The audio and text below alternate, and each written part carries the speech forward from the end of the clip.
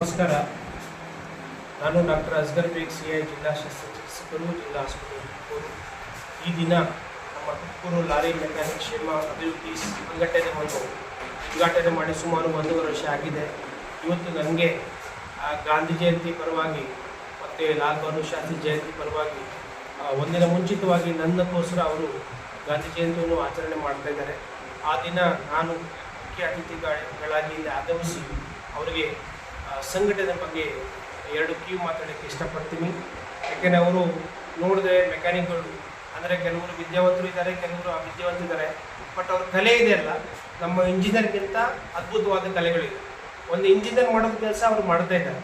But ಅವರಿಗೆ ಅದೇ ಥರ ಒಂದು ವಿದ್ಯೆ ಇದ್ದಿದ್ರೆ ಇನ್ನೂ ಬಹಳ ಮಟ್ಟಿಗೆ ಅವರು ಏರಿ ಅವರು ಒಂದು ಏನಂತಾರೆ ಒಂದು ಆರ್ಥಿಕವಾಗಿ ಬೆಳವಣಿಗೆ ಆಗ್ತಾಯಿದ್ರು.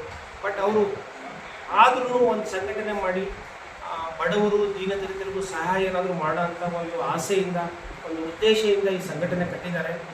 ಇದೇ ಥರ ನಾನು ಅವರಿಗೆ ಸ್ವಲ್ಪ ಕಿವಿ ಮಾತು ಹೇಳಿದ್ದೀನಿ.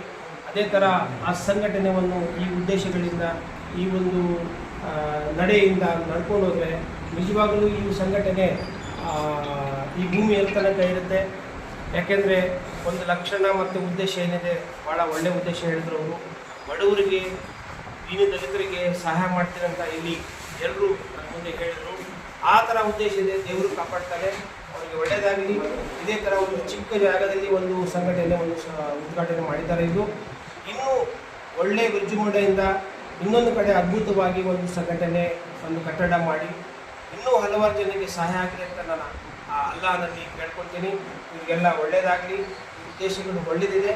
ಮತ್ತು ಲಾರಿ ಮೆಕ್ಯಾನಿಕ್ ಅಸೋಸಿಯೇಷನ್ ಏನಿದೆ, ಇವರು ಇನ್ನೂ ಉಜ್ವಲವಾಗಿ ನಮ್ಮ ತುಮಕೂರು ಜಿಲ್ಲೆಗೆ ಪ್ರಸಿದ್ಧ ಒಂದು ಹೆಸರು ತಗೊಂಡು ಒಳ್ಳೆ ಕೆಲಸ ಮಾಡಿರ್ತಾರೆ. ದೇವರಲ್ಲಿ ಕೇಳ್ಕೊಳ್ತೀನಿ. ಜೈ ಹಿಂದ್, ಜೈ ಕರ್ನಾಟಕ.